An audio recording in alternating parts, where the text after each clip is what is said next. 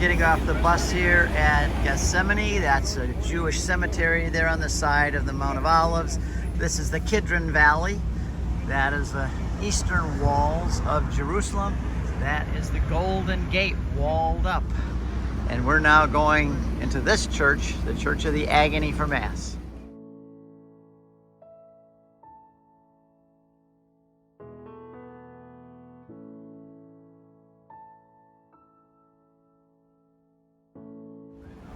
We're walking through the Garden of Gethsemane now with the olive trees. Some of these are over 2,000 years old. That's one right there. You can tell by the size of the trunk. And if they had ears and a mouth, they would tell you what they heard and saw 2,000 years ago when Jesus was here suffering his agony.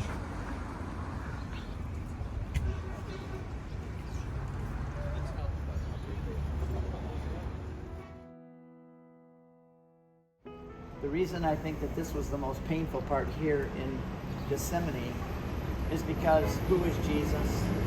The Bible never refers to God as love, love, love. Remember I said number 3 is ultimate. It's just good, better, and best. He's never referred to as justice, justice, justice, but he is referred to as holy, holy, holy. The Holy One of God, completely apart from sin, only love and goodness, is now becoming the sacrifice, and he takes all the sins of the world into his body. The Holy, Holy, Holy One of God became sin. 2 Corinthians 5:21. He who knew no sin became sin for us.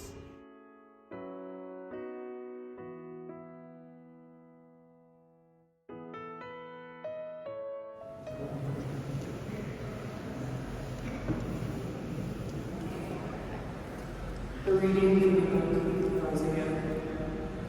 Who would believe what we have heard? To whom has the arm of the Lord been revealed? He grew up like a sap before him, like a shoot from the parched earth. There was in him no sin given to make us look at him, nor appearance that would attract us to him. He was spared. Of the new and eternal covenant which will be poured out for you and many for the forgiveness of sins. Do this in memory of me.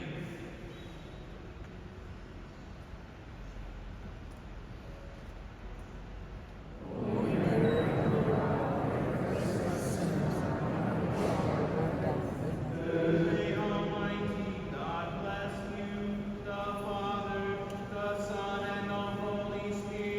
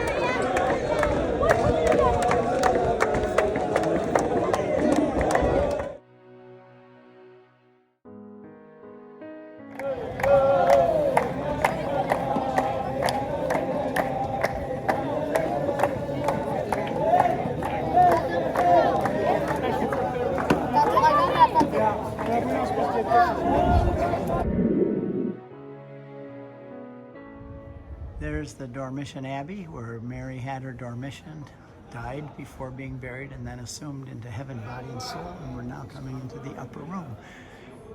Here we go, right in the door. Our group's already inside, and this is the upper room.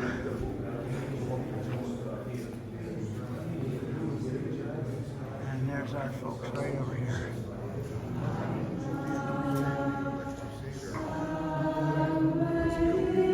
We're now in the upper room on the top of Mount Zion.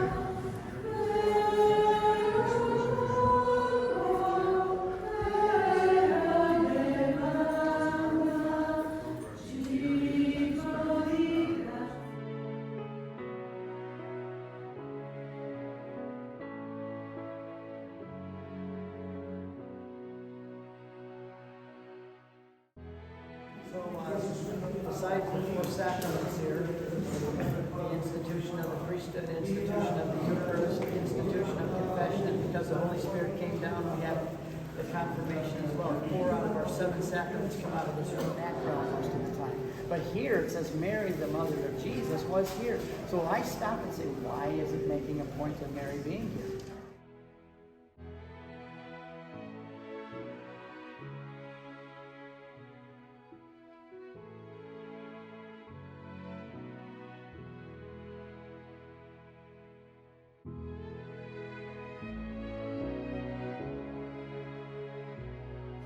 This is a lovely buffet they put out for us. Yeah.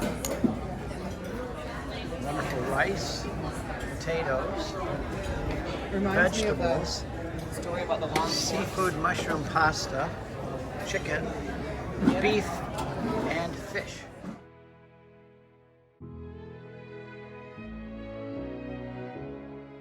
After a delightful and delicious lunch, we all boarded the bus. You know you're on the right bus if you see this sign on the door and this sign on the side.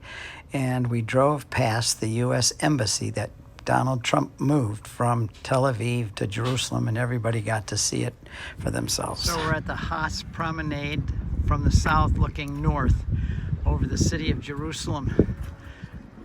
Bethany's right over there, the Mount of Olives, Kidron Valley, Temple Mount, Mount Zion, and modern-day Jerusalem. I'm going to be giving my story, the story of salvation history from Adam and Eve until today. So God speaks to him kind of out of nowhere. I want you to go to this land. I'm going to give you a son, and I'm going to give you the whole land, this whole swath of land. It's a wonderful piece of land, and I want you to pack up and go.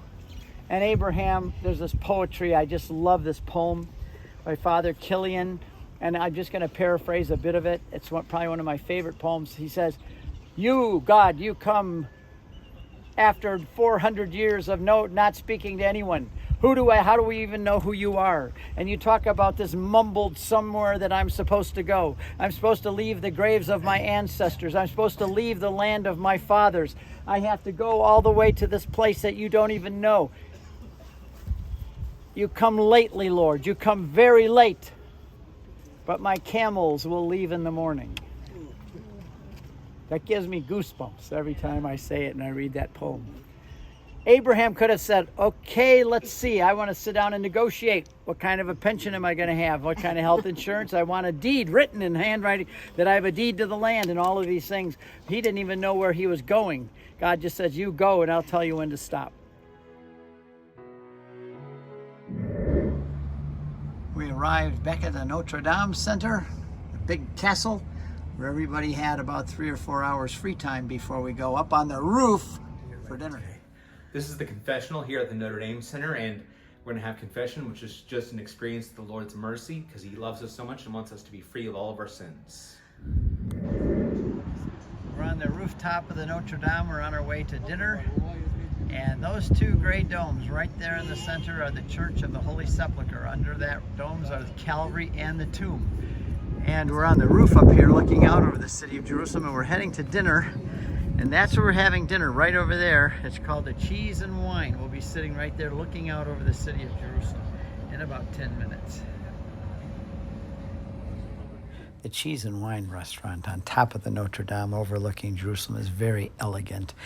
And we take our groups up here for a nice dinner looking out over the city of Jerusalem. Wine is included with dinners. Look how it's set up for our group. It's really quite a delightful evening.